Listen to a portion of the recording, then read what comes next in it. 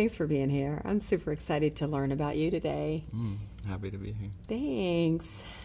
So, how did you randomly land where you landed in your life? Like, where are you guys from, and where's your family from? Okay, yeah. So I'm originally from Lima, Peru. My parents met there. They were both attracted to a similar spiritual set of beliefs at one point. Marriage is a very holy bond that is a way to experience God through someone else, a way to connect with God even deeper through this love relationship and creating a sacred space to worship God in unity and to create a family around that. So I was raised kind of as that being kind of the cornerstone for relationship and family. Right. And so my dad, he was telling me how it wasn't so much like, I'm really attracted to that woman, I really want to, it was more like this like, oh wow, I'm so much appreciating her compassion and her dedication to falling in love with who she's being. Yeah, exactly. Yeah. Her love, my what mom a concept, right? Yeah, beautiful. She was a very powerful leader. She would lead a lot of book distribution and so really inspired by who she was. Yeah. And he said it just kind of made sense for them to be together. I think there were a lot of men interested in her because she was such a badass. and my dad, as the president of the temple, he was like, this is a good match, and this could create something really beautiful. And so, what was some of the messaging in the environment? So, between your parents and the community, the larger community, what was the message, or what was being modeled regarding relationships?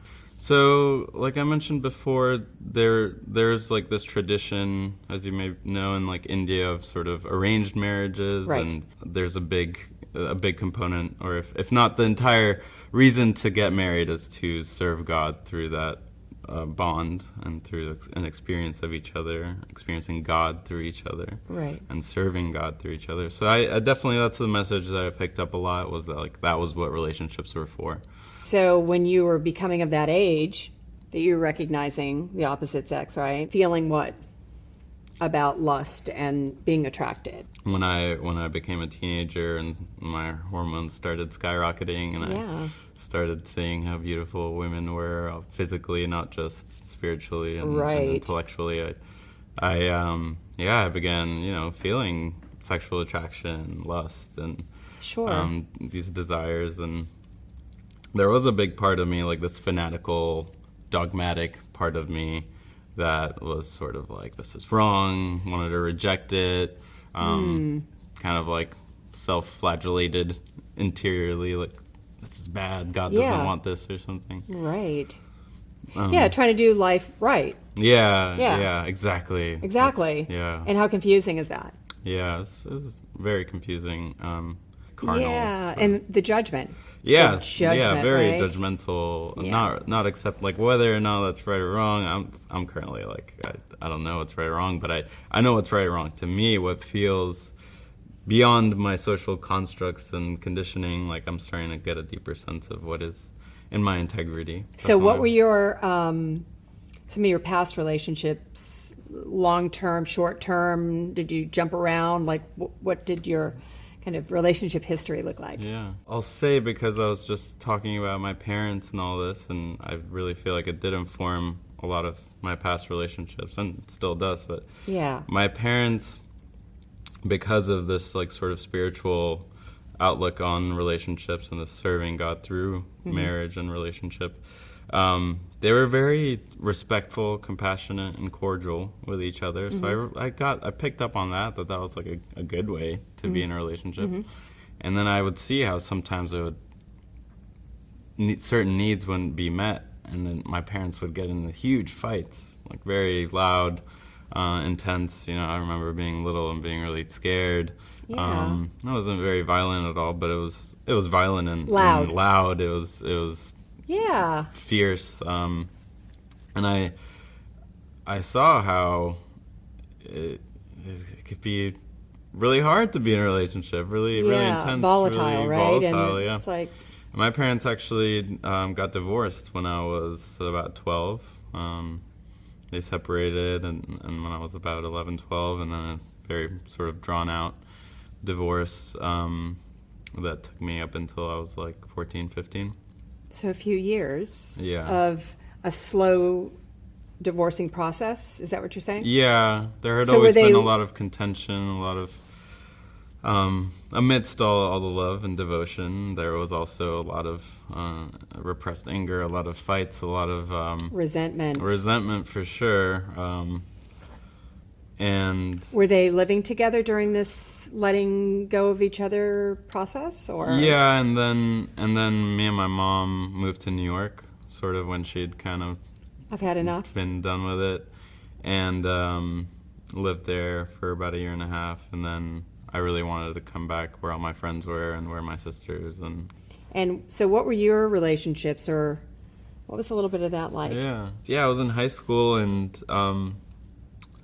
it was awesome. I had a really interesting experience because I had experienced so much pain already in my life, and also so much adventure, and I'm always, I am very outgoing and joyful and happy,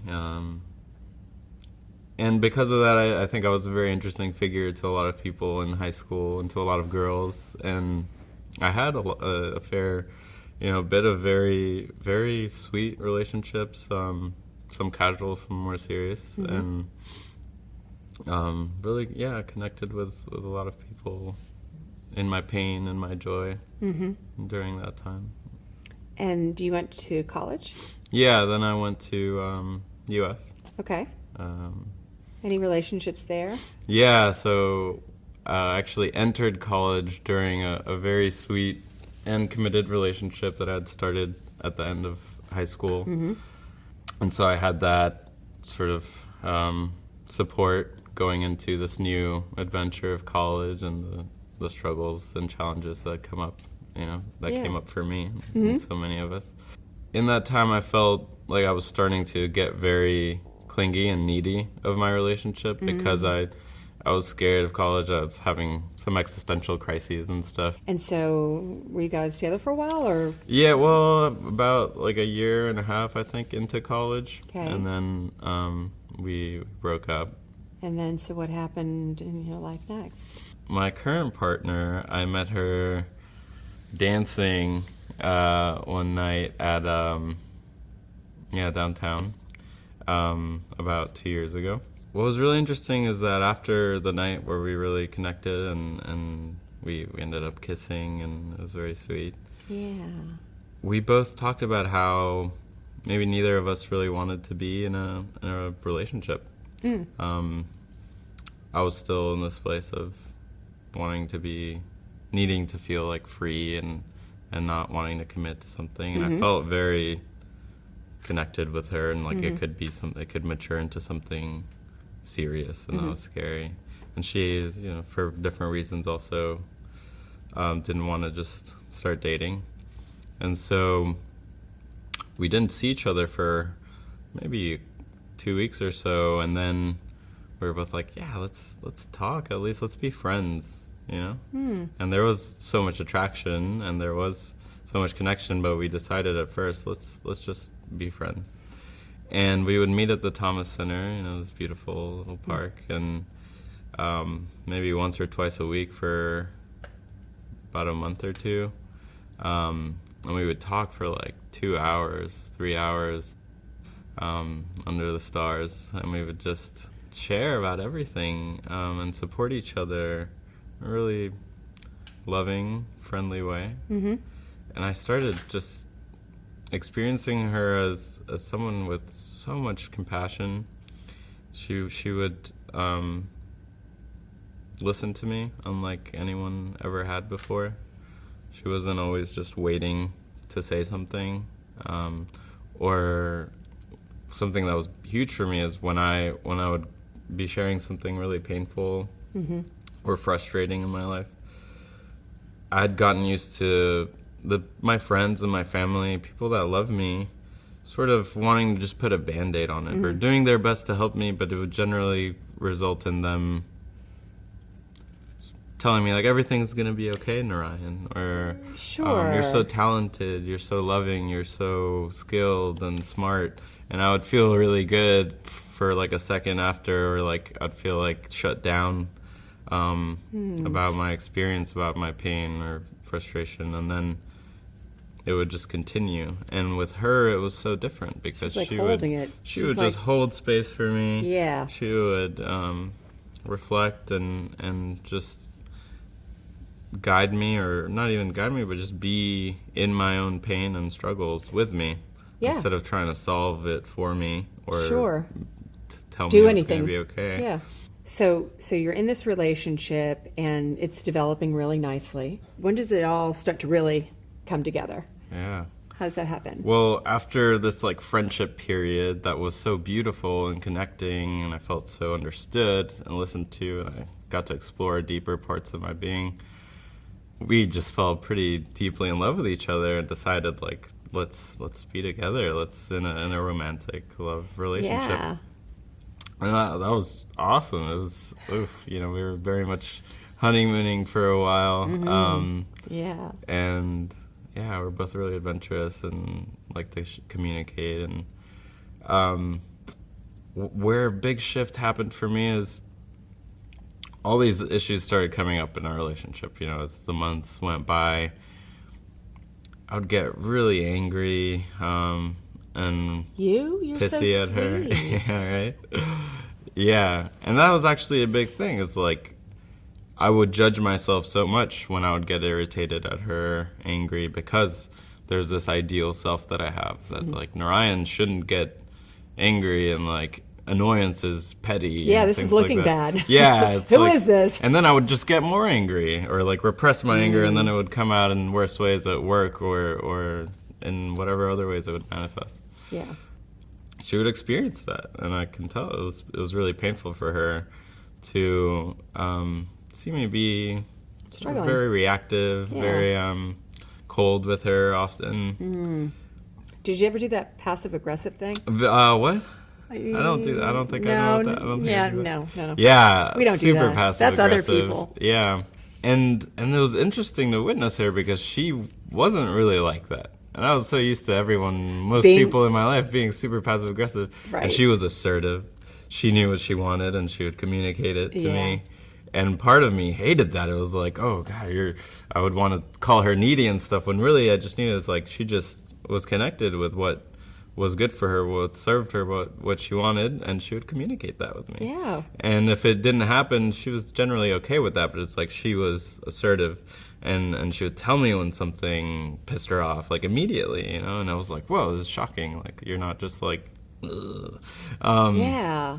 Which How is what sweet. I was doing. I Right. was like, any little thing she would do, say something to me a certain way, or, not wash a dish, I would just like wash the dish, and inside I was like festering with like more and more annoyance and anger, instead of just communicating assertively, using that annoyance to empower myself to communicate in a tactful, loving way what my own needs were.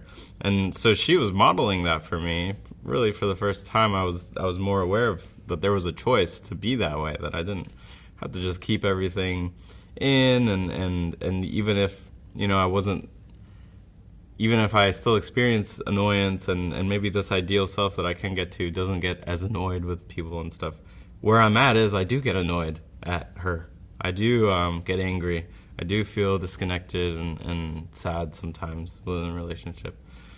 But I'm seeing that when I communicate that with myself, if I'm authentic to my experience and I communicate it in the best way possible to her, it creates more connection. It creates an opportunity to see what's really going on, because I'm seeing that there's always something deeper and deeper. Yeah, I mean, you've been building those layers, and right? Yeah. That stuff's petrified. We got to get a jackhammer to that stuff, Yeah, right? Definitely. I know. Yeah. So what you're getting about her is you're developing this emotional trust. This person is not going to run away. My jaggedy, sharp parts aren't having her run away. That was powerful for me to see how she just courageously and powerfully was there even Yeah. when I was being really angry in like a very sort of immature way. Yeah. And she would just be there, and she wouldn't just take it. She would respond to it in an empowered way. And it was Yeah. like, it was scary. It was terrifying. Like there was a part of me that loved it and was challenged by it in a way that I wanted, like you said, to grow from it. Saw so much value in it, and saw how she was appreciating like every part of me. And at the same time, there's a part of me that just wanted to run away because it was like, oh man, You're like, I'm not worthy. Yeah, that, and also just like now I'm seeing all this stuff Oh, deep that I yeah, haven't and wanted to look at. yeah, and if you see this stuff, you're going to make up your mind. I mean, you're going to be Yeah. like, oh, yuck, oh. Yeah, exactly. Right. I was scared. The deeper we went, the more risk that she would see something that she didn't actually approve of or want in a Right. relationship, or because she was all these things that I looked as things that I wanted and I wasn't at the time, that I wasn't worthy. Right. And definitely one thing I've been realizing more and more is that in other committed long-term relationships, and especially this one, there's this part of me that just wants to just murder it, like destroy the relationship, because I'm afraid of going deeper, of connecting more. And a lot of it, I think I've felt is like this, connected to my parents' divorce, my feeling of sort of abandonment that I felt, and this fear of that pain of like what happens if this keeps growing and it's more and more connecting and then, enriching, and what if suddenly, it doesn't last? Yeah. Something happens, Yeah. or maybe she discovers a part of me that's too ugly and she just changes her mind, or what if she meets somebody that is more together like she is, and she'll be Yeah. like, oh, what am I doing with that guy? Totally. Like, Yeah, felt that a so lot. can I keep up with her? Am I deserving of her goodness, her bigness, her power, I mean, she's obviously for you, and she's younger than you, and you're like, what? You're making me look bad. Yeah, definitely some ego like that, some fear. And yeah, I saw how that fear was at the time more unconsciously creating like this reactiveness, this wanting to push her away. Yeah, and then one day we had just like this pretty intense fight, and at the end of it, she told me something that just like changed my life, and it was like, Narayan, you have a lot of issues with guilt. And she handed me this book and told me to read this one chapter in it about guilt. And there was like a sentence in the first paragraph that just changed my life, and it was crazy because I saw immediately how I did feel so much guilt at where I was in life, at like not being the ideal son, the ideal citizen, the ideal love partner, and the guilt, instead of sort of elevating myself through this guilt of empowering myself with it to grow, for the most part I'd been sort of feeling so much weight and pain by it. I would try to escape from it through anything really, through more work or through trying really hard to be a good son, but from a place of like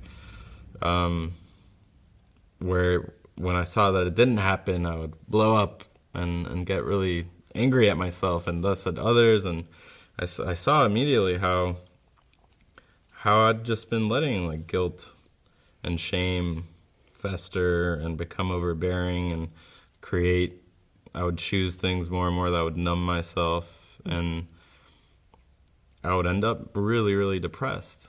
And that just changed for me as soon as I saw that I was choosing that I had other choices. What was the book? Do you remember? Yeah, it's called Relationships That Work by David Wolf. So then, just recently in this relationship, it seems like the relationship created this incredible safe place to explore and discover yourself. Yeah. So what were some of the other things you read? She shared the book with you. That was profound for you. That opened up a lot of, provided you some access to look at some things and process some things and think about some things. And what else have you done? Yeah, so I've done a lot of, so in the past year I've done some workshops that are about conscious communication, personal transformation, self-empowerment, and they've been probably the most vital in where I am now, and have contributed the most to my own growth and feeling Becoming perfect. more and more. No, I'm done with that. Becoming perfect. I'm perfect just as I am, and from that place, I feel like I can grow more. So in your relationship, so participating in these workshops and Yeah. all that growth, like what does that look like? Who are you being now? Yeah, well, Brielle, my partner, had done some things, and because I saw so many qualities in her that were serving to me and that I wanted to provide to myself and others, I did some of the things that she had done, and that was some seminars and workshops she had done, and those were amazing. And we did a couple together, and that was scary to go into these very naked, vulnerable places inside myself with other people and her, Yeah. into just like the most icky shameful stuff, yeah. disgusting Narayan that I thought she was gonna just run away from, and she hasn't. And I feel the same about things that I've seen her vulnerably experience and share. I feel so much calling to these seminars or just these communities of people really courageously going really deep into their most challenging experiences, into their deepest pains, their ugliest things that they're so ashamed of, that I'm so ashamed of. And in seeing that deep humanity, I've learned so much more about myself in hearing others share their experience, like their deepest experience of their life. And the closeness and connection that we feel with people that we don't even know. Yeah. I'm so in love with the people that I've done these types of things with, in a Right. way that, it's like most of my other experiences are, they're good, charismatic, enriching in many ways, but it's interesting being in these safe spaces with people that are facilitating and creating a really safe space to venture deeply in, and the bonds that I've formed over a weekend, over a 7-day workshop, are unlike any other. It feels like being like reborn with these set of people that have just like literally gone so deep that we come out new and childlike and curious and open and adventurous, and it's just like, wow, let's keep going here and growing together, and being more and more fulfilled and more deeply connected.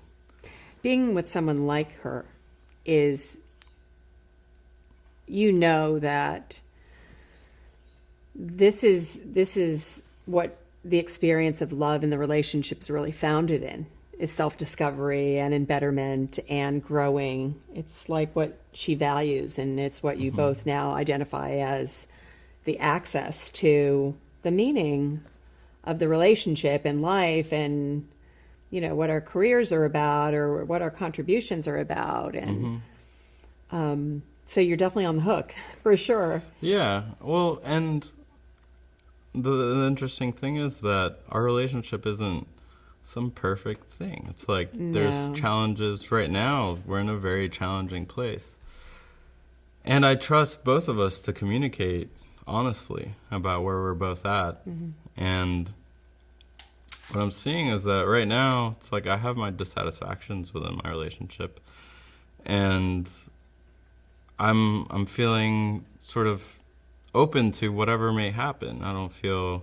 I was feeling for a while this really deep attachment to needing this relationship to go on forever, because like, what happens if I don't have this sort of support in my love relationship? What happens if I'm not with someone that's so dedicated to their own thriving from this very courageous place of going so deep? And I see how in that I'm less I have Needy. less expectations for Okay. how she needs to be for me to be okay. And because for a while I was like, I need to marry this woman at some point because I need this, like I need to keep having this. Yeah. Anytime she wasn't like this ideal, perfect partner from my perspective, I would get really annoyed, really angry. And recently I've just been feeling like, I don't know what's going to happen right now. And I have the power to create more and more of what I want in a relationship. Yeah, right now things are challenging and it's okay. Like I feel so okay with that. That's big. Yeah, and I feel so empowered to create the relationship that I want, like the Narayan that I feel empowered to be the partner that I know that I am. Underneath all of the attachment and reactivity, like I've connected with a part of me that knows I can be the best possible partner in being gentle, compassionate, assertive, adventurous, and I can create that with her or without her. It's like I'm responsible to create the relationship that I want. And if she meets me there, then it'll keep going. And if for any other reason, if she doesn't meet me there, if I don't feel like this always and things happen and it doesn't work, then I'm going to keep growing and keep being empowered to create that more and more. And it's okay. It's been today for me. I want to just thank you for being vulnerable and sharing about how your early days and growing up shaped and molded you, and your process of self-discovery. I feel honored that you would share in such an authentic way. And I really, really get, Narayan, that you don't need a relationship. If you have a relationship, it's because it adds something to your life. And all that you really, really need is to know that you're going to be okay and you are confident that your life works out beautifully because of the authentic person that you are. Thank you for being part of my dream and my contribution to the world. It's a beautiful dream. Yeah, right? I love you. I love you.